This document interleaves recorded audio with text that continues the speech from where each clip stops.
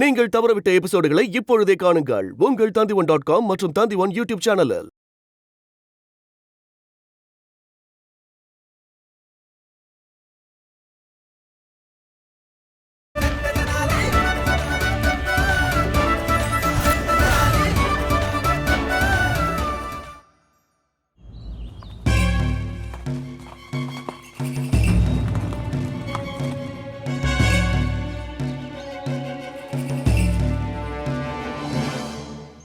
நீ அசாத்தியமான காரியத்தை சாத்தியமாக்கிட்ட ஸ்ரீநாத். உன்னுடைய புத்திசாலித்தனத்துக்கும் உன்னுடைய சாதுரியத்துக்கும் எவ்வளவு பாராட்டினாலும் அது மிகையாகாது. இந்தா என் சார்பா உன்னுடைய பரிசு. அந்த சோமையாவுக்கு எவ்வளவு தைரியம்! இவ்வளவு பெரிய நம்பிக்கை துரோகத்தை செஞ்சிருக்கான். அவன் எந்த ராஜ்யத்துல ஒளிஞ்சிருந்தாலும் சரி, அவன் பாதாளத்துல மறைஞ்சிருந்தாலும் சரி, அவன் எனக்கு வேணும். காவல் அதிகாரி, சோமையாவை தேடி கண்டுபிடிச்சு என் முன்னாடி கொண்டு வந்து நிக்க வைங்க. உத்தரவு மகாராஜா. விஜயநகர ராஜ்யத்துல ஒரு இடம் விடாம தேடுங்க. அவன் எங்கேயும் தப்பிச்சு போயிடக்கூடாது. போய் தேடுங்க. அதுக்கு வாய்ப்பே இல்ல குருதேவா. சோமையா மட்டும் இல்ல, அவனை பத்தின எந்த ஒரு தகவலும் நமக்கு கிடைக்காது. மகாராஜா, என்ன பொறுத்த வரைக்கும் அந்த சோமையா மட்டும் இந்த சம்பவத்துல ஈடுபட்டிருப்பான்னு எனக்கு தோணல. வெளியில இருந்து யாரோ ஒருத்தங்க அவனுக்கு உதவி செஞ்சிருக்கணும். உதவி செஞ்சவன் விஜயநகர வாசியா இருக்க வாய்ப்பில்லை. என் கணிப்பு சரியா இருந்தா இந்நேரம் அவன் நம்ம ராஜ்ய எல்லையை தாண்டி இருப்பான். இந்த திட்டத்துல அவனோட கூட்டாளியை பாக்குறதுக்காக தான் அவன் போயிட்டு இருப்பான். தாமதம் ஆயிடுச்சு மகாராஜா, நேரம் கடந்து போயிடுச்சு.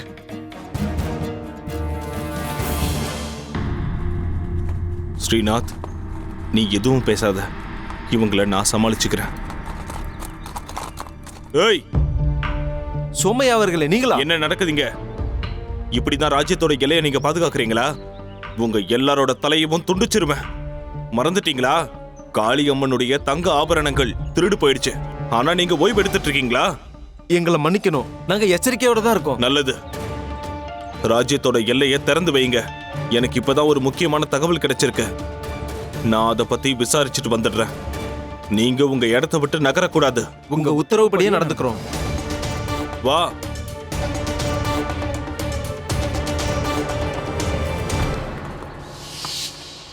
ஸ்ரீநாத், இங்க இருந்து நம்முடைய வழி பிரிய போகுது.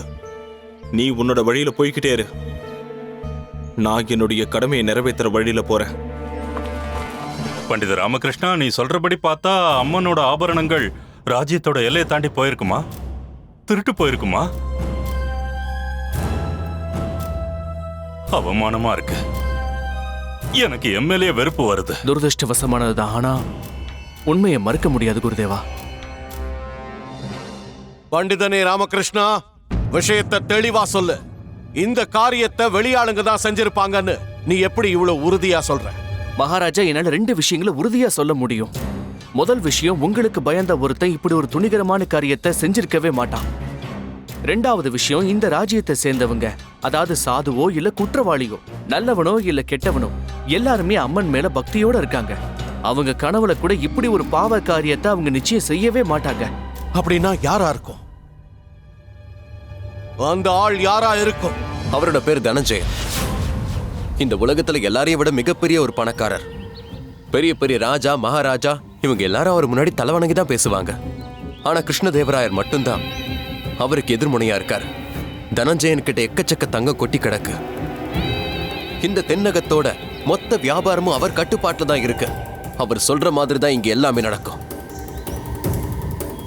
நான் இந்த ஆபரணங்களை கொண்டு போய் அவர்கிட்ட கொடுத்தேன்னா ரொம்ப சந்தோஷப்படுவாரு.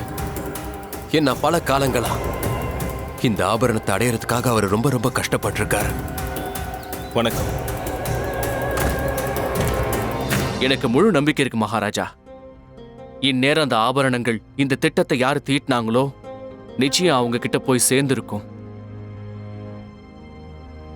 இன்னமும் ஒரு விஷயம் இருக்கு.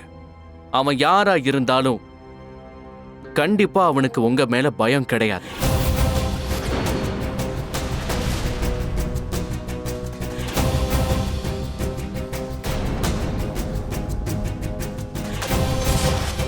ஒண்ணு அவன் ரொம்ப முட்டாளா இருக்கணும், இல்ல ரொம்ப புத்திசாலியா இருக்கணும். புத்திசாலித்தனத்தோட சேர்ந்து கண்டிப்பா ரொம்ப அகங்காரம் பிடிச்சவனாவும் இருக்கணும். இந்த உலகமே தனக்கு தலை வணங்கணும்னு நினைக்கிற ஒருத்தன் தான் இப்படிப்பட்ட காரியங்களை செய்வான். அவனுக்கு தான் இப்படிப்பட்ட கொடூர எண்ணம் இருக்கும். அவனுடைய பெயர் தான் அவனுக்கான அடையாளமா இருக்கணும். அது மட்டும் இல்ல, அவன் எவ்வளவு திட்டம் தீட்டி இந்த மாதிரியான இடத்துக்குள்ளேயே நுழையக்கூடிய ஒரு சக்திசாலியா இருப்பான்.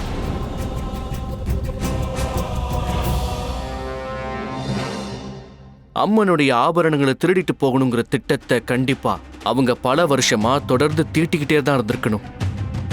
அவனுடைய இந்த துணிகரமான செயலுக்கு பின்னாடி கண்டிப்பா ஏதாவது ஒரு முக்கிய காரணம் இருந்தே ஆகணும்.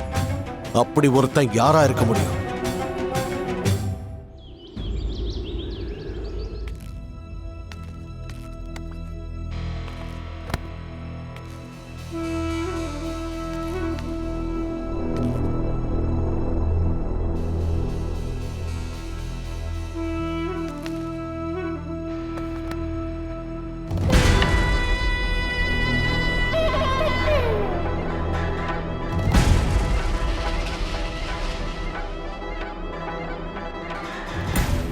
செல்வம் தான் எல்லாத்தோடையும் பெருசு.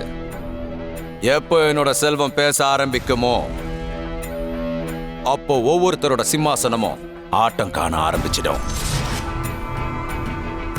யுத்தமே செய்யாம ஒரேலேருந்து வாளை எடுக்காம எல்லா ராஜாக்களையும் மகாராஜாக்களையும் சுல்தான்களையும் நவாபுகளையும் என் முன்னாடி அடிபணிய வச்சுட்டேன்.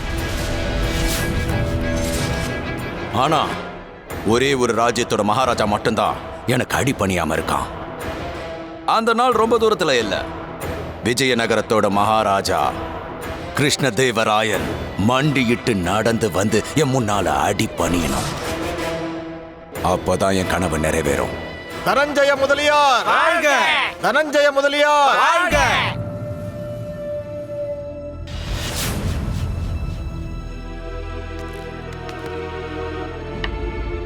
அவனை அடிபணிய வைப்பேன். இந்த அருமையான திட்டத்தை தீட்டுறதுக்கு எனக்கு 2 மாசம் ஆச்சு. இனிமே எல்லாம் முடிஞ்சிரும். அரசே, நீங்க ஏன் இந்த சதுரங்கத்தை தனியா விளையாடுறீங்க? என் கூட சேர்ந்து விளையாடுற அளவுக்கு இன்னும் யாருக்கும் தைரியம் வரல. இந்த மொத்த உலகத்திலையும் யாராலையும் இந்த சதுரங்கத்தில் என்னை தோக்கடிக்க முடியாது. எனக்கு இணையானவன் நான் தான். ஏன்னா என் செல்வம் தான் எல்லாத்தையும் நிர்ணயிக்குது. எனக்கு 2 விஷயங்கள் பிடிக்கும். ஒன்னு என்னோட செல்வம், அப்புறம் இன்னொன்னு என்னோட பேரை.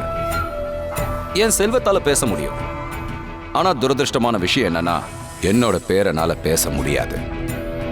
இதுதான் என்னோட வாழ்க்கையிலேயே பெரிய சோகமா அமைஞ்சிருச்சு. தனஞ்சய் அவர்களே, ராய்ச்சூரோட ராஜா உங்களை சந்திக்கிறதுக்கு காத்துட்டு இருக்காராம். உத்தரவு.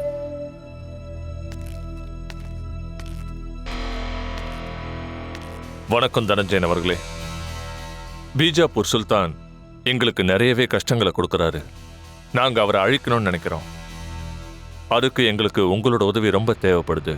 கண்டிப்பா செய்யறா.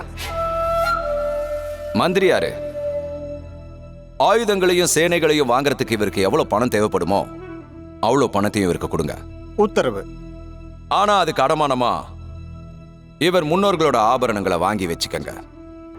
அதோட ஒரு ஒப்பந்தத்தையும் போடுங்க. ஒருவேளை இவர் ஜெயிச்சார்னா எதிரி ராஜ்யத்தோட ஒரு முக்கியமான பகுதியை என்கிட்ட ஒப்படைச்சாகணும். நிச்சயமா நான் அப்படியே செய்யறேன். சரி, உங்க வேலையை போய் பாருங்க. தனஞ்சய் அவர்களே, இவர் யுத்தம் பண்ணணும்னு எதிர்பார்த்துட்டு இருக்கிற பீஜாப்பூர் சுல்தான் அவரும் உங்களை சந்திக்க வந்திருக்காரு. அஸ்ஸலாமு அலைக்கும் தனஞ்சய் அவர்களே. எங்களுக்கு உங்களோட உதவி நிறைய தேவைப்படுது. சுல்தான் அவர்களே, நான் இங்க இருக்கிறதே உங்களுக்கு உதவி செய்யதான். உங்களுக்கு எவ்வளவு பணம் தேவைப்பட்டாலும் என்கிட்ட சொல்லுங்க, அதை நான் கொடுக்கறேன். நீங்க ரொம்ப புத்திசாலியானவர். உங்களுக்கே தெரியும்ல, எல்லாம் அந்த ஆண்டவனோட கிருபை தான். கண்டிப்பா கண்டிப்பா, அதை கொண்டு வாங்க.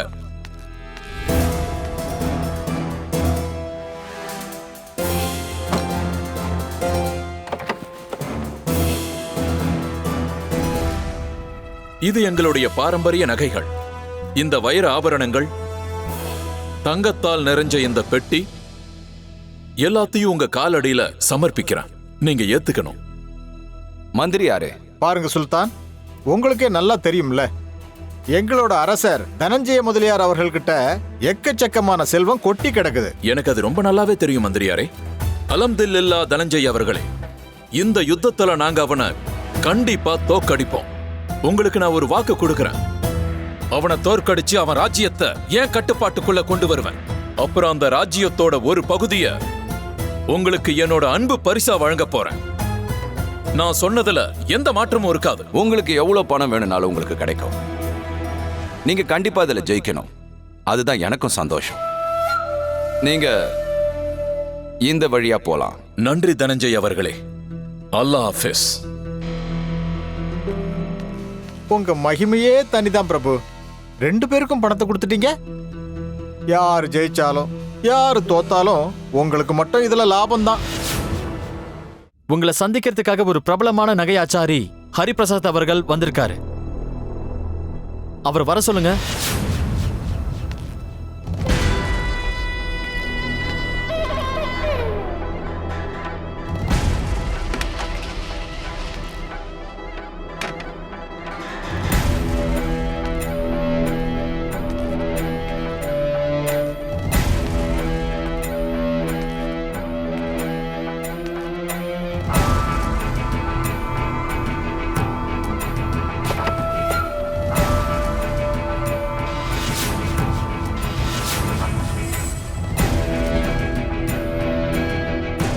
ஸ்ரீகிருஷ்ண தேவராயன் இப்போ எனக்கு அடி பண்ணிப்பான். கண்டிப்பா இதுக்கான விலை அவன் கொடுத்தே ஆகணும். அப்படின்னா நீங்க இதுக்கு பதிலா மகாராஜா கிருஷ்ணதேவராயர்கிட்ட பணம் வாங்குவீங்களா? முட்டாள்! என்கிட்ட இருக்கிற பணத்தை என்றதுக்கு உன் வாழ்நாள் மட்டும் இல்ல, உன்னோட 10 தலைமுறையால கூட முடியாது. எனக்கு தேவையெல்லாம் கௌரவம் தான். ஆனா அது அவன்கிட்ட இருந்து எனக்கு கிடைக்கல. ஆனா இப்போ அவன் கொடுத்தே ஆகணும். ஏன்னா செல்வம் தான் எல்லாத்தையும் விட பெருசு. எப்போல்லாம் என் செல்வம் பேச ஆரம்பிக்குதோ அப்ப பெரிய பெரிய சிம்மாசனம்லாம் ஆட்டம் கண்டுடும். அப்படின்னா எனக்கு அம்மனுடைய ஆபரணங்களை பார்க்கிற வாய்ப்பே கிடைக்காம போயிடுமா? நான் என்னுடைய வாழ்க்கை முழுக்க இந்த அவமானத்தோடையே வாழ வேண்டி இருக்குமா? அம்மனுடைய ஆபரணங்கள் என் கண் முன்னாடியே திருடு போயிருக்கு. ஆனா என்னால எதுவும் செய்ய முடியல. இல்ல மகாராஜா, தப்பு என்னோடதுதான். ஆபரண பெட்டி என் தலையில இருந்தது, நான் தான் கொண்டு வந்தேன். அது என்னோட கைகள்ல இருந்தும் கூட அதை எப்படி மாத்திருக்க முடியும்? இல்ல மகாராஜா, இதுல என்னோட தப்பு இருக்கு. இப்படி ஒரு சம்பவம் நடக்கலாம்னு நான் முன்கூட்டியே யூகிச்சிருக்கணுமே. இது இது இது எல்லாமே கண்டிப்பா என்னோட தப்பு. இல்ல மகாராஜா, நடந்த எல்லாத்துக்குமே காரணம் நான் தான். நான் இந்த ராஜ்யத்தோட மகா மந்திரி. ஆபரணங்களை பார்த்துக்க வேண்டிய பொறுப்பை என்கிட்ட ஒப்படைச்சிருந்தீங்க. அதை பாதுகாக்கிறதுல நான் தோல்வி அடைஞ்சிட்டேன் மகாராஜா. இல்ல, தப்பு உங்க யார் மேலையும் இல்ல. இதுக்கெல்லாம் நான் தான் காரணம். விஜயநகர ராஜ்யத்தோட சக்கரவர்த்தி கிருஷ்ணதேவராயன் தவறு செஞ்சிருக்க. நான் அந்த இடத்துல இருந்தும் கூட என்னால எதுவும் செய்ய முடியாம போச்சு. என்னால அந்த ஆபரணங்களை பாதுகாக்க முடியல. என்னால அந்த ஆபரணங்களை பாதுகாக்க முடியாம போச்சுன்னா இந்த மிகப்பெரிய ராஜ்யத்தை எப்படி பாதுகாக்க முடியும்? விபரீதம் நடந்துருச்சு. அதுவும் என்னால நடந்துருச்சு. இன்னைக்கு நான் கிருஷ்ணதேவராயர் உங்க முன்னிலையில ஒரு சபதம் எடுக்கிறேன். சூழ்நிலைகள் எப்படி இருந்தாலும் சரி, நான் அம்மனுடைய ஆபரணங்களை திரும்ப கொண்டு வந்து சேர்ப்பேன். ஒருவேளை என்னால இந்த சபதத்தை நிறைவேற்ற முடியாம போச்சுன்னா நான் என்னுடைய இந்த ராஜ்யத்தையே தியாகம் செஞ்சிருப்பேன்.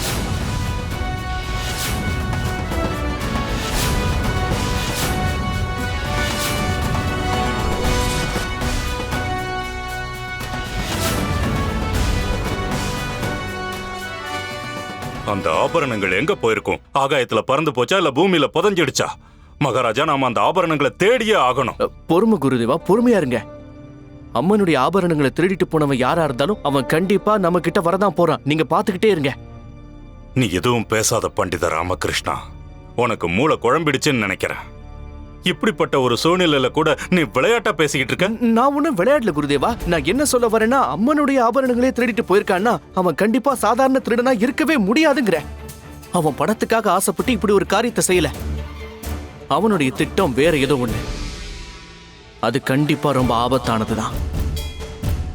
அவனுடைய திட்டமோ எண்ணமோ அவன் அகங்காரம் போலவே ரொம்பவும் பயங்கரமானது. மகாராஜா, இந்த காரியத்தை செஞ்ச நபர் யாரா இருந்தாலும் அவன் பலம் என்னங்கிறத காட்டுறதுக்காக அவனே நம்ம முன்னாடி வரதான் போறான். மகாராஜா, நாம கொஞ்சம் காத்திருக்கிறதா நல்லதுன்னு நினைக்கிறேன். தப்பு செஞ்சவன் நிச்சயமா நமக்கே தூது விடுவான். மகாராஜா, அவன் நம்ம கௌரவத்துக்கு சவால் விட்டுருக்கான். நம்ம புகழ பறிச்சிருக்கான். நாம எதுவும் செய்யாம அமைதியா காத்துக்கிட்டு இருக்க முடியுமா? குருதேவர் சொல்றது உண்மைதான். நாம இந்த மாதிரி எதுவும் செய்யாம அமைதியா உட்கார்ந்துகிட்டு இருக்க கூடாது. நம்ம உளவாளிகளை நாலா பக்கமும் அனுப்புங்க. எனக்கு அந்த ஆபரணங்கள் வேணும். எப்படியாவது எதையாவது செஞ்சு அந்த ஆபரணங்களை இங்க கொண்டு வந்து சேருங்க. உத்தரவு மகாராஜா.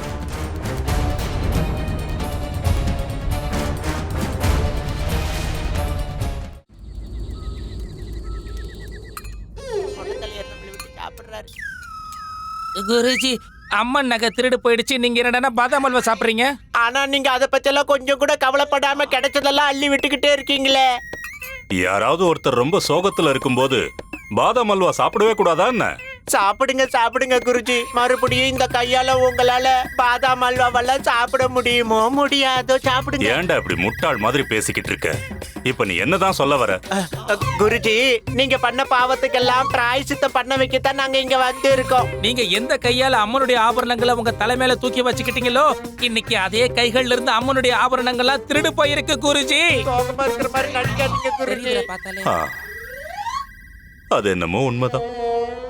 அதனாலதான் என்னோட இதயம் ரொம்ப வேதனைப்படுது. அதனாலதான் குருஜி நாங்க உங்க உடம்புல இருந்து 2 கைகளையும் வெட்டி எடுக்கிறதா இருக்கோம். என் கைய வெட்டுறத பத்தி பேசுறீங்களா? உங்களுக்கு அவ்வளவு தைரியமா? உன் வாயில இருந்து அந்த வார்த்தை எப்படி வந்துச்சு? அது வந்து குருஜி, நீங்க பிராயசித்தம் பண்ணியே ஆகணும். அதுக்கு நீங்க உங்க கைகளை இழந்துதான் ஆகணும். மனசு திடப்படுத்திக்கிங்க. அதுக்கப்புறம் உங்களை எல்லாரும் எந்த அளவுக்கு மதிப்பாங்கன்னு நீங்களே கொஞ்சம் கற்பனை பண்ணி பாருங்க. சுவாமி, என்ன என்ன இது? உங்கள மாதிரியான மகான் இந்த கைகளை வச்சுக்கிட்டு என்ன பண்ண போறீங்க? அது பாவம் செஞ்சிருக்கு. அது உங்க கூட இருக்கவே கூடாது. வெட்டி எரிஞ்சிருங்க. வேண்டாம் வேண்டாம், என்ன விடுங்கடா, என்ன விடுங்கடா, விடுங்கடா. ஏன் குருஜி இப்படி குழந்தை மாதிரி அடப்பிடிக்கிறீங்க? அங்க அரசவையில நம்மளுடைய மகாராஜா அம்மனுடைய ஆபரணங்கள் திருட்டு போனதுனால அவர் தன்னுடைய வாழ்க்கையே தியாகம் பண்றதுக்கு தயாரா இருக்காரு. நீங்க ராஜகுருன்னு வெளியில போய் சொல்லிடாதீங்க. அம்மனுக்காக உங்க கைகளை நீங்க தியாகம் பண்ண மாட்டீங்களா குரு? ஆமா சுவாமி, நீங்க பிராயச்சித்தமா இந்த மொத்த உலகத்துக்கு முன்னாடி கைகளை இழந்த ஒரு ராஜ புரோகிதரா வாழ்க்கை முழுக்க வாழ்ந்து காட்டணும். காட்டுங்க குருஜி, வெட்டிடலாம். குருஜி காட்டுங்க. என்ன விடுங்கடா. வருணமாலா, ஒருவேளை நான் பிராயச்சித்தத்துக்காக என் கைய வெட்டிக்கிட்டேன்னா அப்புறம் அம்மனோட ஆபரணங்கள் கிடைச்சிடுச்சுன்னு வச்சுக்க. அப்போ கையில்லாத ராஜ புரோகிதரோட நிலைமை என்ன ஆகுறது? அதனால என்ன சுவாமி, நீங்க ரொம்ப அதிசயமானவர். நீங்க மறுபடியும் உங்களோட திவ்ய சக்தியினால இழந்த கைகளை வரவழைச்சிருங்க. என்கிட்ட மட்டும் அப்படி ஒரு திவ்ய சக்தி இருந்திருந்தா நான் ஏன் உன்னை கல்யாணம் பண்ணிருக்க போறேன்? என்ன சொன்னீங்க சுவாமி? நான் என்ன சொல்ல வந்தேன்னா, திவ்ய சக்தியை பிரயோகிக்கணும்னா அதுக்கு முறையா சாதகம் பண்ணணும். அதுக்கு கொஞ்சம் நேரம் ஆகும்மா. அப்போ சுவாமி, உங்களுக்கு சம்மதம்னா நீங்க வேணா ஒரு வாரம் அவகாசம் எடுத்துக்கலாமே. ஒருவேளை அதுக்குள்ள அம்மனோட ஆபரணங்கள்லாம் திரும்பி வரலனா அப்புறம் உங்க கைகளை வெட்டிக்கோங்க. நான் உங்களோட மறுபாதை சுவாமி. இதுக்காக நானே உங்களுக்கு உதவி பண்றேன். முடியாது. பாத்தீங்களா, நம்ம குருஜி ஆமான்னு சொல்லி தலைய ஆட்டிக்கிட்டு இருக்காரு. நீங்க தண்ணீர் சுவாமி, தண்ணீர்.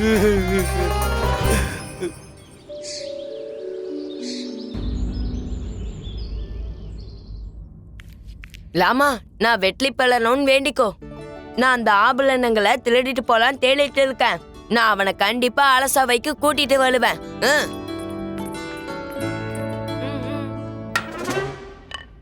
ஏன் இப்படி மூஞ்சி மறைச்சிட்டு உட்காந்துருக்க? அம்மனோட ஆபரணங்கள் திருடு போயிடுச்சு. மகாராஜா வேதனைப்பட்டு ராஜ்யத்தை விட்டு வெளியே போறாரு. ஆனா நீ இங்க உட்காந்துட்டு புள்ளங்குழல் ஓத போறியா? இதுக்காக தான் நான் உன்னை பெத்த எடுத்தனா?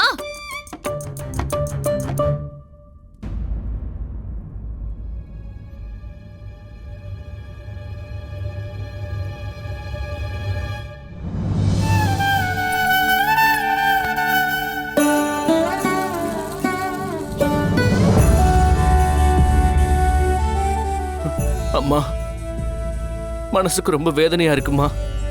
என்னால தாங்கிக்க முடியல. திருடு போனது அம்மனுடைய ஆபரணங்கள் இல்ல, அவங்களுடைய மதிப்பும் மரியாதையும் சக்தியும் காணாம போன மாதிரி ஆயிடுச்சு.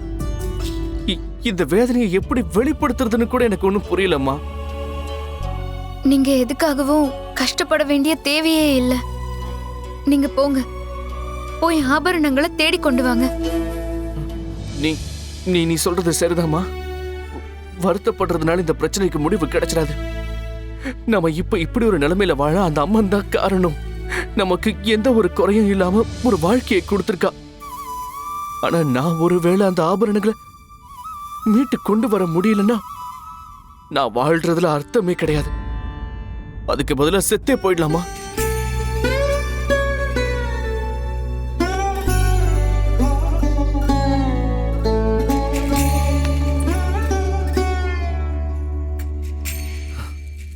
இப்ப நான் ஒரு சத்தியம் பண்றேம்மா. அம்மனுக்கு சொந்தமான ஆபரணங்களை நான் மீட்டு கொண்டு வராத வரைக்கும் நம்ம வீட்டு வாசல மிதிக்க மாட்டோமா?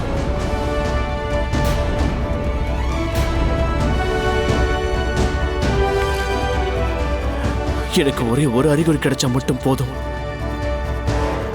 இந்த காரியத்தை யாரு செஞ்சிருப்பாங்கன்னு கண்டுபிடிச்சிடுவேன். அதுக்கு ஒரே ஒரு அறிகுறி தான் வேணும். மகாராஜா, நம்ம ஒற்றர்களிடமிருந்து நட்பு அரசர்களிடமிருந்து ஒரு தகவல் வந்திருக்கு. பண்டிதர் ராமகிருஷ்ணன் சொன்ன மாதிரியே சோமையா தன்னோட கூட்டாளி கூட நம்ம ராஜ்யத்தோட எல்லையை கடந்து போயிட்டான். குதிரை மேல ஏதோ கட்டி இருந்ததா மகாராஜா. அதாவது பண்டிதர் ராமகிருஷ்ணன் சந்தேகப்பட்டது உண்மைதான். சோமையா தான் அம்மனோட ஆபரணங்களை திருடி இருக்கான். அதை எல்லையை தாண்டி கொண்டு போயிருக்கான். அப்புறம் அங்கிருந்து காணாம போயிட்டான். அப்போ பண்டிதனை ராமகிருஷ்ணா, நீ சந்தேகப்பட்டது உண்மையாயிடுச்சு. மகாராஜா, நான் கடவுளை என்ன வேண்டிக்கிறேன்னா, பண்டிதர் ராமகிருஷ்ணனோட 2வது சந்தேகமும் உண்மையாயிடணும்னு. அந்த ஆபரணங்களை திருட வச்ச நபர் தன்னாலேயே தன்னை அடையாளம் காட்டிக்கணும். அது நடக்கதான் போகுது மந்திரியாரே. அந்த நபர் யாருங்கிறது நமக்கு தெரியதான் போகுது. ஆனா அதுக்கு நாம இன்னும் கொஞ்சம் காத்திருக்க வேண்டியிருக்கலாம் அரசே.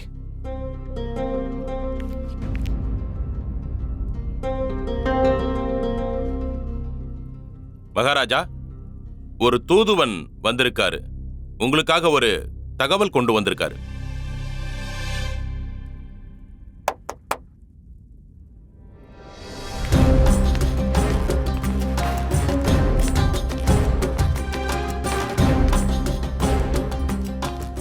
மகாராஜா வாழ்க.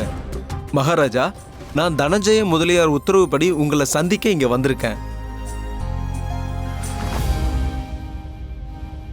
இன்னைக்கு உண்மையிலேயே ஒரு விசேஷமான நாள். நான் தான் தனஞ்சயன். என் முன்னால பெரிய பெரிய அரசர்கள்லாம் தலை குனிஞ்சு மண்டிக்கிட்டு வணங்குவாங்க. ராஜா மகாராஜாக்கள் மட்டும் இல்ல, சுல்தான் பாபர் கூட எனக்கு மதிப்பு கொடுக்கிறாரு. அப்படிப்பட்ட என் முன்னால ஒரே ஒரு ராஜா மட்டும்தான் அடிபணியல. அது வேற யாரும் இல்ல, நீங்க தான் கிருஷ்ணதேவராயா.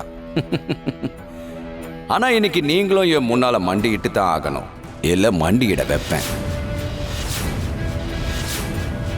உங்க ராஜ்யத்தோட கௌரவமும் உங்களோட தன்மானமும் காளி மாதாவோட ஆபரணங்களும் இப்ப என் பிடியில இருக்கு.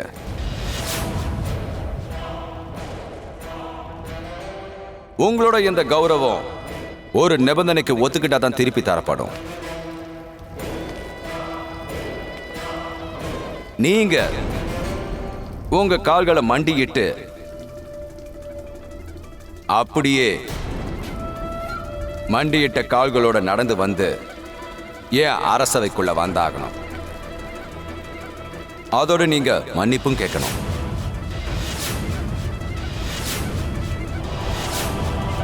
அது மட்டும் இல்லாம உங்க ராஜ்யத்தோட ஒரு பகுதியை எனக்கு அன்பளிப்பா வழங்கி ஆகணும். அதுக்கப்புறம் நீங்க என்ன பண்றீங்கன்னா என்னோட சேர்ந்து ஒரே ஒரு முறை சதுரங்கம் விளையாடணும். அப்பதான் உங்களோட ஆபரணங்கள் உங்களுக்கு திருப்பி தரப்படும்.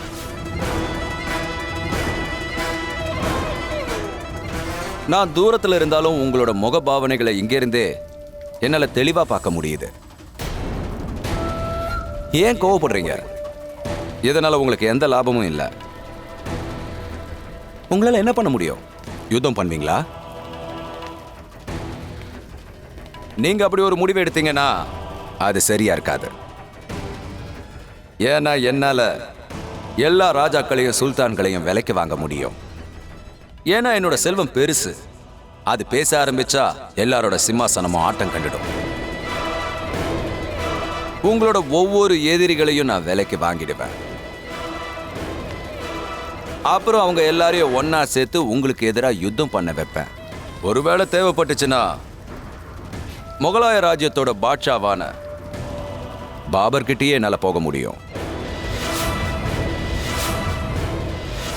எல்லா திசைகள்ல இருந்தும் உங்க மேல தாக்குதல் நடக்கும்போது உங்களுக்கு தோல்வி மட்டும் இல்லை, மரணமும் நிச்சயம்.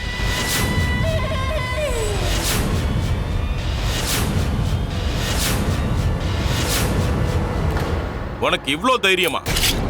இப்பவே உன் தலையை துண்டிக்கிறேன். மந்திரி யாரு? பொறுமையா இருக்கு. இவன் ஒரு தூதுவன் தான். சாஸ்திரங்கள் படி ஒரு தூதுவனை நாம வதம் செய்யறதுங்கிறது தவறான விஷயம். அது மட்டும் இல்லாம அது விஜயநகர ராஜ்யத்தோட பாரம்பரியத்துக்கு எதிரான செயல். ஆவேசத்துல கட்டுப்பாட்டை இழந்து நான் இப்படி ஒரு செயலை செஞ்சுட்டேன். என்ன மன்னிச்சிருங்க மகாராஜா. இங்க பார் தூதுவனே, உங்களுடைய அரசர் தனஞ்சய முதலியார் எங்க கிட்ட விரோதத்தை விரும்புறாருங்கிறதுனால அவரை என்னுடைய எதிரியா நானும் ஏத்துக்கிறேன். ஆனா நான் இந்த விரோதத்துக்கான காரணத்தை தெரிஞ்சுக்க விரும்புறேன். தனஞ்சய முதலியார் கிட்ட எக்கச்சக்க செல்வங்கள் இருக்கு. அவர்கிட்ட இருக்கிற அந்த செல்வாக்குனால எல்லாருமே அவர் முன்னாடி தலை குனிஞ்சு நிக்கிறாங்க. ஆனா இன்னைக்கு வரைக்கும் நீங்க அவர் முன்னாடி தலை வணங்கல. அப்படின்னா மகாராஜா, உங்களுக்கு ஞாபகம் இருக்கும், 2 வருஷங்களுக்கு முன்னாடி வியாபாரிகள் மாநாட்டுக்கு நாம கலந்துக்க போயிருந்தோம். அங்கதான் இந்த தனஞ்சய முதலியார் உங்களை சந்திக்க வந்திருந்தாரு. அவரு உங்க கூட ஒரு வியாபாரம் பண்ண விரும்பினாரு. ஆனா நீங்க அதுக்காக கொஞ்சம் கூட விருப்பப்படல. தனஞ்சயனுக்கு சதுரங்கம் விளையாடுற பழக்கம் இருக்கு. அன்னைக்கு ராத்திரி கூட உங்களுக்கு அவரு சதுரங்க விளையாட அழைப்பு கொடுத்திருந்தாரு. ஆனா எனக்கு ஞாபகம் இருக்கு. ஆனா நான் அந்த விளையாட்டை விளையாடவே இல்லையே. உண்மைதான் மகாராஜா, நீங்க உடனே விஜயநகரத்துக்கு வர வேண்டிய இருந்தது. ஏன்னா அப்ப இங்க ஒரு பெரிய பிரச்சனை உருவாகி இருந்தது.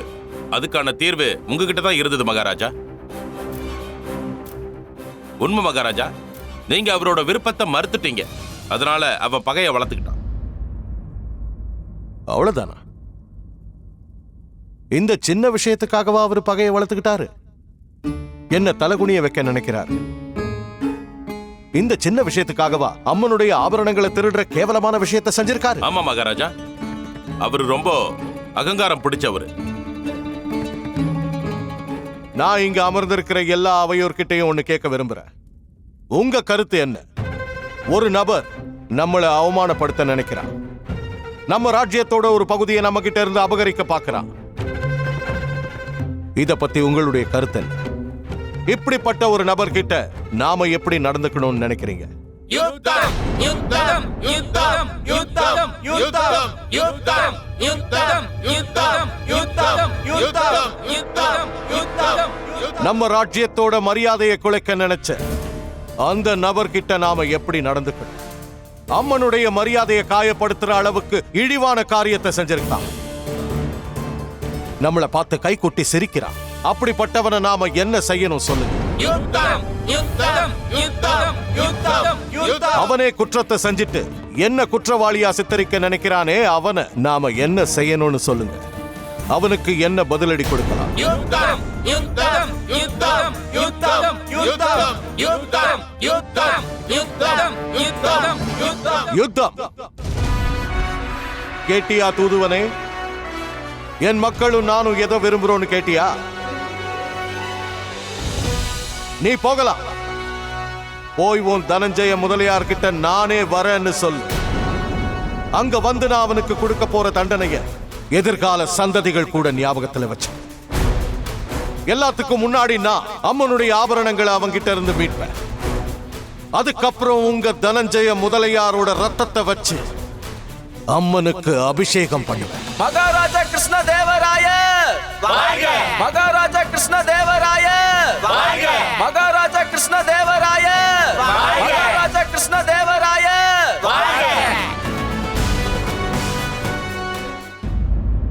புயல் பலமா வீசும்போது அஸ்திவாரங்கள்லாம் ஆட்டம் கண்டுதானே ஆகணும். அந்த கிருஷ்ணதேவராய முட்டாள்னு எனக்கு நல்லா தெரியும். அவன் நான் நினைச்சதை பண்றதை தவிர வேற வழியே இல்லை. அவன் இப்ப பொறியில மாட்டின எலி மாதிரி. இன்னும் கொஞ்சம். மந்திரியாரே, நம்மளோட நட்பு ராஜாக்களுக்கு என் சார்பா ஒரு கடிதம் அனுப்புங்க. ஒவ்வொரு கடிதத்து கூடயும் என்னோட அன்பளிப்பா 10,000 பொற்காசுகளை அனுப்புங்க. அப்புறம் அவங்க எல்லார்கிட்டையும் அந்த கிருஷ்ணதேவராயரோட யுத்தம் செய்யறதுக்கு தயாரா இருக்க சொல்லுங்க. என்ன சொல்றீங்க பிரபு? முகலாய சக்கரவர்த்தி பாபருக்கும் தகவல் அனுப்பணுமா? உங்ககிட்ட இருக்கிற செல்வம் தான் பேசும். அதுக்கான அவசியம் ஏற்படாது. ஒருவேளை ஏற்பட்டுச்சுன்னா அவரை பார்க்க நானே நேரா போவேன். அதுக்கான விலையா எதை கொடுக்கறனாலும் சரி, கவலைப்பட மாட்டேன். ஆனா அதுக்கான வாய்ப்பு இருக்காதுன்னு நினைக்கிறேன். ஏன்னா அதுக்கு முன்னாலேயே அந்த விஜயநகர மகாராஜா என் முன்னால மண்டிடுவேன். பிரபு, இந்த சாமர்த்தியத்தை தான் வெற்றின்னு சொல்லுவாங்க, அப்புறம் லாபம்னு சொல்லுவாங்க. நீங்க பெரிய மகான் தான், ரொம்ப புத்திசாலியானவர். எல்லாம் இந்த ஆண்டவனுடைய கிருபை தான். கிருஷ்ணதேவராய யுத்தம் பண்ணாலும் கண்டிப்பா தோத்து போயிடுவான். யுத்தம் பண்ணலனாலும் கண்டிப்பா அவன் இங்க ஆபரணங்களுக்காக மண்டியிட வந்தே ஆகணும். எனக்கு தலைவணங்கியும் ஆகணும். அந்த நாளுக்காக தான் நான் காத்துக்கிட்டு இருக்கேன். அப்புறம் என்னோட பேரும் என்னோட சரித்திரத்துல தங்க எழுத்துக்களால பொறிக்கப்படும். ஏன்னா செல்வம் தான் பெருசு. என்னோட செல்வம் பேச ஆரம்பிச்சதுன்னா பெரிய மகாராஜாக்களோட சிம்மாசனங்களும் ஆட்டம் கண்டுடும்.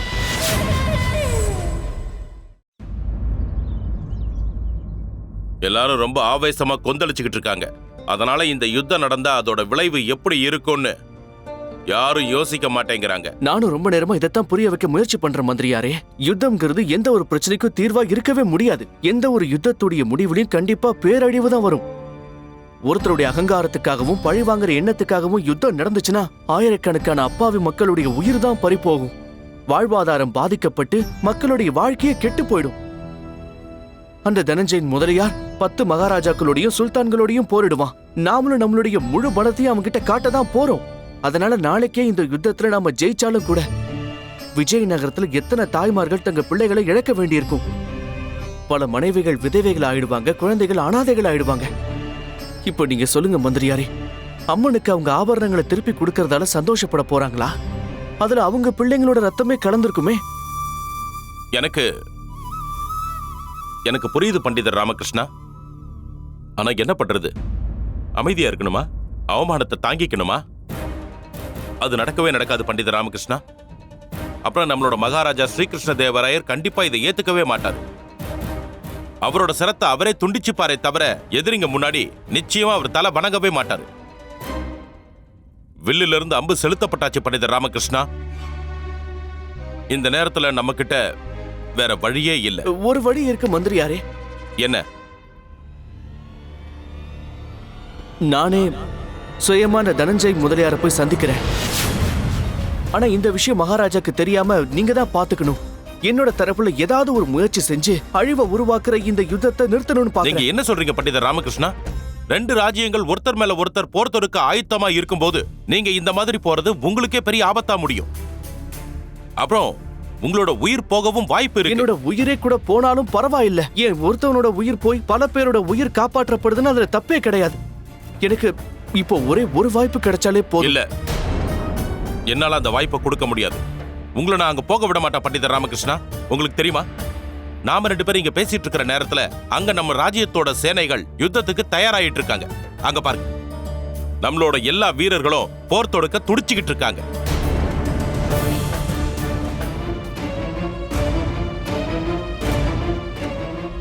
இப்ப இந்த விஷயம் நம்ம கையை விட்டு போயிடுச்சு பண்டிதர் ராமகிருஷ்ணா. அவங்க எல்லாம் தயாரா இருக்கட்டும் மந்திரியாரே. ஆனா எனக்கும் நான் முயற்சி செய்யறதுக்கு ஒரு வாய்ப்பு கொடுக்கணும் இல்லையா? முடியாது பண்டிதர் ராமகிருஷ்ணா. நான் எப்பவும் உங்களுக்கு பக்கபலமா இருந்திருக்கேன். எல்லா பிரச்சனைகளையும் உங்க பாணிலேயே தீர்க்க அனுமதிச்சிருக்கேன். ஆனா இந்த முறை முடியாது. ஞாபகம் வச்சுக்கோ, இது யுத்தம் சம்பந்தப்பட்ட விஷயம். ஆலோசனையோ அறிவுரையோ கிடையாது. நீங்க உங்க எல்லையை மீறாம இருந்தா உங்களுக்கு தான் நல்லது. இதுல தலையிட வேண்டிய அவசியமே இல்லை. ஏன்னா இது யுத்தம்.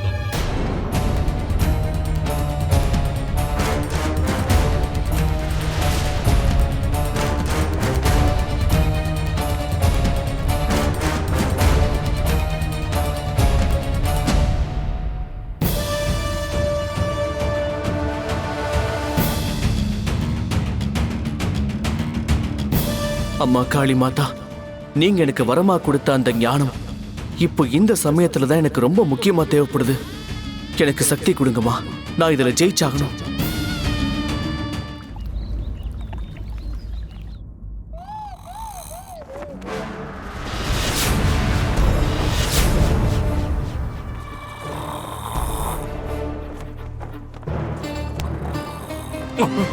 வரணுமாலா?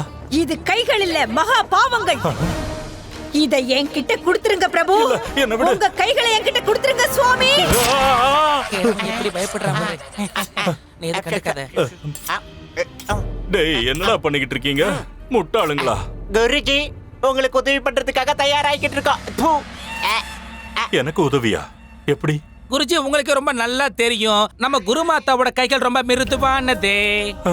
அந்த மிருதுவான கையால உங்க கையை வெட்டும் போது உங்க கை துண்டாகாம தொங்கிக்கிட்டு இருக்கோம். அதான் குருமாதாக்கு உதவி செய்யறதுக்கு கத்திய நல்லா நாங்க போட்டுக்கிட்டு இருக்கோம். உங்க கைகள்ல எதுவுமே மிச்சம் இருக்காது. ஏன்னா குருமாதா வெட்ட போற வெட்டுல உங்க கை எல்லாமே செதில் செதிலா போயிடும். குருமாதாக்கு உதவி பண்ணதான் நாங்க இந்த கத்திய பட்ட தீட்டிக்கிட்டு இருக்கோம் குருஜி. டேய் மணி, நல்லா தீட்டுடா. குருமாதா வெட்ட போற வெட்டுல நம்ம குருஜி கையில ஒண்ணுமே மிச்சம் இருக்க கூடாது. வாய முடுங்கடா முட்டாளுங்க. நீ தீட்டுடா. உங்கள மாதிரி சிஷ்யங்களை விட அந்த யமதர்மனோட எரும மாடு எவ்வளவு மேல். என் கைகளோட விரோதிகளா, அந்த அருவாளை தீட்டுறதை விடுங்கடா. அந்த சத்தத்தை கேட்கும் போது என் ரத்தமே உறைஞ்சு போகுது. சொல்லிக்கிட்டே இருக்க, கேட்க மாட்டேங்கிறீங்களே. உங்க ரெண்டு பேரையும் என் மந்திர சக்தியால பஸ்மமாக்கிடுறேன் பாருங்க. ஓடுங்க, ஓடுங்க இங்க இருந்து.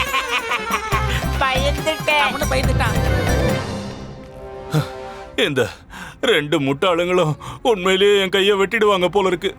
அப்படி நடக்கிறதுக்கு முன்னாடி நாம தலைமுறைவாயிடுறது நல்லது. வருணமாலாவோ இல்ல வேற யாராவது நம்மள பாக்குறதுக்கு முன்னாடி இந்த ஊரை விட்டு, இந்த ராஜ்யத்தை விட்டு தூரமா எங்கேயாவது போயிடணும்.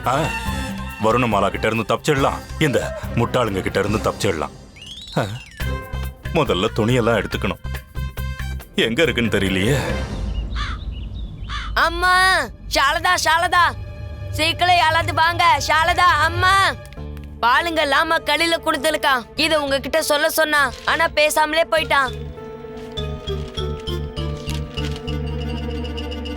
அம்மா சாரதா, எனக்கு தெரியும் இந்த மடல் உங்களை ரொம்ப அதிர்ச்சி படுத்தோன்னு. ஆனா உங்க ரெண்டு பேருக்கும் தெரியும்ல, நான் எந்த விஷயத்த பண்ணாலும் நன்மைக்கு தான் பண்ணுவேன்னு. அம்மனுடைய ஆபரணங்கள் என் கைக்கு கிடைச்சதுக்கு அப்புறம் தான் நான் வீட்டுக்கு வருவேன். அதுவும் இல்லாம இந்த யுத்தத்தையும் நான் தடுத்து நிறுத்த போறேன். இந்த பண்டிதர் ராமகிருஷ்ணா இருக்காரு, யார் சொன்னாலும் கேட்கவும் மாட்டாரு, ஒத்துக்கவும் மாட்டாரு. ஆனா அவர் போக்குலயே தான் போவாரு.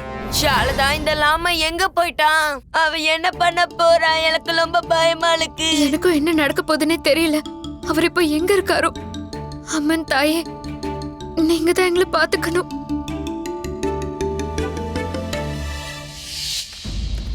குருஜி, நீங்களா? குருஜி, நீங்க எங்கேயோ கிளம்ப பாக்குறீங்கன்னு தெரியுது. அது எங்கன்னு சொன்னீங்கன்னா நாங்களே வருவோம்ல. எங்கேயோ போறேன். இத பாருங்கடா, இந்த யுத்தம் முடியற வரைக்கும் கொஞ்ச நாளைக்கு எங்கேயாவது தலைமுறைவா இருக்கலாம்னு முடிவு பண்ணிருக்கேன்டா. நல்ல விஷயம் தான் குருஜி, போயிடுங்க. ஆனா அதுக்கு முன்னாடி கொஞ்ச நேரம் நீங்க காத்திருந்தாக்கணும். டேய் மணி, போய் நீ குருமாதாவை கூட்டிட்டு வா. போ. எவ்வளவு ஏன்டா கூப்பிடுறீங்க? குருஜி, நீங்க கிளம்புறதுக்கு முன்னாடி குருமாதா கிட்ட சொல்லிட்டு போக மாட்டீங்களா? அதனாலதான் நாங்க முன்கூட்டியே அவங்க கிட்ட சொல்லிட்டோம். ஆமா குருஜி, அப்பதான் உங்களுடைய ஆன்மா முழுசா சாந்தி அடையும். குருஜி, நீங்க வேணும்னா அப்புறமா பொறுமையா கிளம்பி போங்க. பக்கத்துல வா. முட்டாள், அவகிட்ட இருந்து காப்பாத்திக்க தாண்டா இங்க இருந்து தப்பிச்சு ஓடலான் இருக்கேன். அவகிட்டயே மாட்டி விட பாக்குறீங்களா? ஆமா, நீங்க 2 பேரும் இந்த மூட்டையை தூக்கிக்கிட்டு எங்க கிளம்பிட்டீங்க? குருஜி, நாங்க உங்களுடைய சிஷ்யர்கள் தானே, அதனால எங்களுடைய எண்ணங்களும் உங்களை மாதிரி தானே இருக்கும். குருஜி, உங்களுக்கு விஷயமே தெரியாதா? விரோதிகள் நம்ம ராஜ்யத்துக்கு தாக்குதல் நடத்த வந்தாங்கன்னா முதல்ல பெண்களையும் அப்புறம் பண்டிதர்களையும் கொன்னுடுவாங்க குருஜி. ஆமா குருஜி, அதனால தான் உங்களுக்கு பாதுகாப்பா நாங்க 2 பேரும் வரணும்னு சொல்றோம். எங்களையும் கூட்டிட்டு போங்களேன் குருஜி. அப்ப சரி சரி, நீங்க 2 பேரும் என் கூட வாங்க. ஆனா அதுக்கு ஒரு நிபந்தனை இருக்கு. என்னன்னு சொல்லு. வருணமாலா கிட்ட இந்த விஷயத்தை பத்தி நீங்க சொல்லவே கூடாது. சொல்லவே மாட்டோம் குருஜி. ஆனா என்ன ஆனா? நாங்களும் ஒரு நிபந்தனை வைக்கிறேன் குருஜி. என்ன? அருமை அருமை அருமை. மணி, உன்னுடைய யோசனை அருமை.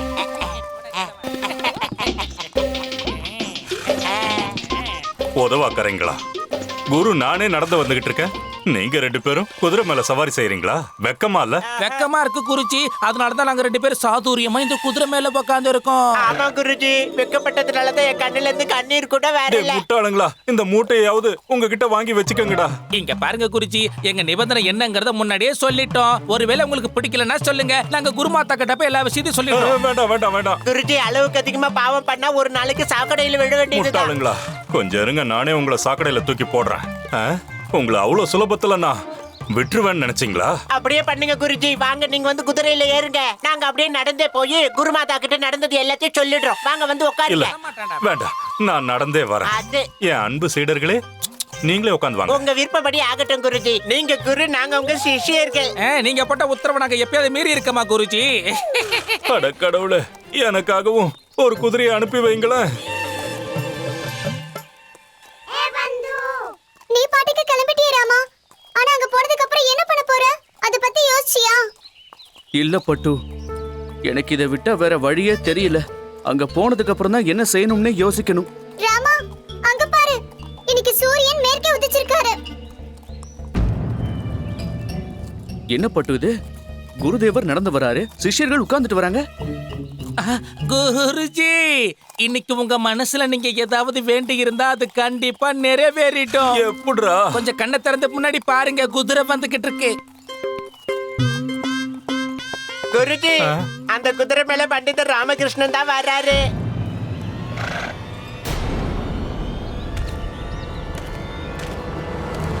வணக்கம் குருதேவா. வணக்கம். என்ன கொடுமை இது? நீங்க நடந்து வரீங்க, சிஷ்யர்கள் குதிரையிலையா? நானே சொல்றேன். அவரே சொல்றாரா? அது வந்து ஒரு நல்ல குருவோட கடமை என்ன தெரியுமா? தன்னோட சிஷ்யர்களை கஷ்டப்படுத்த கூடாது. நான் அப்படித்தான் நடக்கிறேன். இவங்க கஷ்டப்படக்கூடாதுன்னு தான் இவங்களை நான் குதிரையில உட்காந்து வர சொன்னேன். இங்க பாத்தியா, மூட்டையை கூட நானே சுமந்துக்கிட்டு வரேன். ஆஹா, நீங்க தன்யன் தான் குருதேவா. நீங்க பெரிய மகான் தான். அது என்னமோ உண்மைதான். சரி, அதெல்லாம் இருக்கட்டும். இப்போ எங்க போய்கிட்டு இருக்கீங்க? அது வந்து நாங்க சுத்தி பார்க்கலான்னு கிளம்பணும். சுத்தி பார்க்கவா? குதிரை, சிஷ்யர்கள், அப்புறம் மூட்டையும் எடுத்துக்கிட்டா நீங்க போறீங்க? நீயும் உன் குதிரையை எடுத்துக்கிட்டு சுத்தி பார்க்க தானே வந்திருக்க? இல்ல குருதேவா, தூர தேசத்துல இருக்க ஒரு ராஜ்யத்துக்கு போகணும். எனக்கு இன்னொரு விஷயமும் தெரியும். நீங்க இப்போ சுத்தி பார்க்க கிளம்பல, விஜயநகரத்துல இருந்து தப்பிச்சு ஓட பாக்குறீங்க, அப்படிதானே?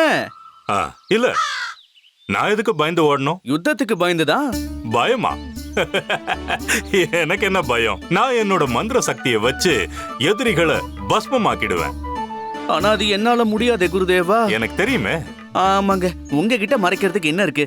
ஆனா உண்மை என்னன்னா, நான் ஒன்னும் சுத்தி பாக்குறதுக்காக கிளம்பல, பாதுகாப்பா இருக்கணும்னு விஜயநகரத்தை விட்டு ஓடி போறேன். ஆமா, நாங்களும் குருஜியோட சேர்ந்து இந்த ராஜ்யத்தை விட்டு ஓடி போக போறோம். அப்புறம் பண்டிதர் ராமகிருஷ்ணன் அவர்களே, நீங்க எங்க கிளம்பிட்டீங்க? நான் எங்க போனா பாதுகாப்பு கிடைக்குமோ அந்த இடத்தை நோக்கி தான் போயிட்டு இருக்கேன். நான் போற இடத்தோட மகாராஜா உலகத்திலே சிறந்தவர். அவருக்கு முன்னாடி மிகப்பெரிய சுல்தான்களே தலை வணங்குவாங்கன்னா பாத்துக்கோங்களேன் அவர் யாருன்னு. அப்படி எனக்கு தெரியாத பொது ஆளு யாரா இருக்கும்? அந்த ஆளு உனக்கு மட்டும் எதுக்காக பாதுகாப்பு என்ன கொடுக்கணும்? பண்ண முடியும் குருதேவா? அவருக்கு ரொம்ப இலகிய மனசு, நம்மள மாதிரி பண்டிதர்களை ரொம்ப மதிக்கிறவரு. அப்படியா? அப்ப நானும் பண்டிதன் தான், மகா பண்டிதன். நானும் வரேன். நாங்களும் குட்டி பண்டிதர்கள் தான். வரட்டுமா? இருந்தாலும் அந்த நல்லவர் யாரு? அந்த நல்லவர் யாருன்னா தனஞ்சய் முதலியார். ஆமா குருதேவா, அவரை பார்க்கதான் இப்ப போயிட்டு இருக்கேன். நான் சொல்றதை கேளுங்க குருதேவா, நீங்களும் என் கூடவே வந்துருங்க. ஏன்னா அவர்கிட்ட போய் யுத்தம் வேண்டான்னு கெஞ்சி பார்க்கலான்னு இருக்கேன். அப்பதான் நம்ம பாதுகாப்பா இருக்க முடியும். உங்களை மாதிரி ஞான பண்டிதர் கூட இருந்தா எல்லாம் நல்லபடியா நடக்கும்ல. போத நிறுத்து. நீ என்ன முட்டாளா? உன் சாவ நீயே தேடி போய்கிட்டு இருக்க, என்னையும் கூட்டிட்டு போறேன்னு சொல்ற? சொல்றதை கேளுங்க குருஜி. பண்டித ராமகிருஷ்ணனோட சாதுரியத்தால நம்ம நிறைய முறை தப்பிச்சிருக்கோம். என்ன குருஜி, படத்தெல்லாம் மறந்துட்டீங்களா? பண்டிதர் ராமகிருஷ்ணன் எத்தனையோ முறை உங்களையும் அவரை சேர்த்து காப்பாத்திக்கிட்டு இருந்திருக்காரு. அது என்னமோ உண்மைதான். ஒருவேளை பண்டித ராமகிருஷ்ணன் யுத்தத்தை தடுத்து நிறுத்திட்டா அது உங்களுக்கு தான் நல்ல லாபம் குருஜி. எப்படி? என்ன இப்படி கேட்டுட்டீங்க குருஜி? இது உங்களுக்கு நல்ல பழக்கப்பட்டதுதான். யுத்தத்தை தடுக்க வேண்டிய முயற்சி நீங்க எடுக்காதீங்க. ஒருவேளை இவனால யுத்தத்தை நிறுத்த முடியாம போயிடுச்சுன்னா அந்த சமயத்துல நீங்க பண்டித ராமகிருஷ்ணாக்கு எதிரா பேசி நீங்க நல்ல பேரை வாங்கிக்கங்க குருஜி. பண்டித ராமகிருஷ்ணா, சொல்லுங்க குருதேவா. நான் விஜயநகரத்துக்காக என் உயிரியை தியாகம் பண்ண தயாரா இருக்கேன். எனக்கு தெரியும் குருதேவா. கண்டிப்பா நானும் உன் கூட வரேன். எனக்கு இதுவும் தெரியும் குருதேவா. அப்படின்னா இந்த விஷயமும் உனக்கு தெரிஞ்சிருக்கணுமே. என்னோட அறிவும் ஞானமும் உனக்கு உதவியா இருக்குங்கிறது. இருக்கட்டும் இருக்கட்டும். ஐயோ குருதேவா, நீங்க உண்மையிலே பயங்கர புத்திசாலி போங்க. இதுவும் உனக்கு தெரியுமா? உண்மையிலேயே நீ ரொம்ப புத்திசாலிதான். Catch us on TV, Tandivan.com, Facebook and YouTube.